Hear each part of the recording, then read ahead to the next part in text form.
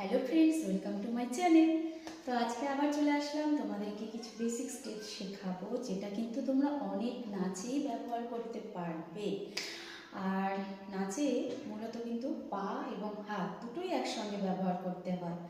তো আজকে কি শেখাবো চলো দেখতে থাকো। তো আজকে যেটা শেখাবো সেটা হচ্ছে ডান পাটাকে আমি মেলে বা পাটাকে এরকম দূরে সরাবো। তো চলো করতে থাকি। ঠিক সেম জিনিস আমি কিন্তু উল্টো পায়ে দেখাবো।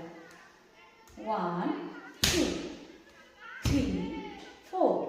তাহলে ডান পাটা যখন মারছি তখন বাঁ পাটাকে দূরে সরিয়ে দিচ্ছি। 1 2 3 4।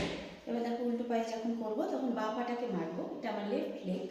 তো বাঁ পাটাকে মারছি 1 2 3 4।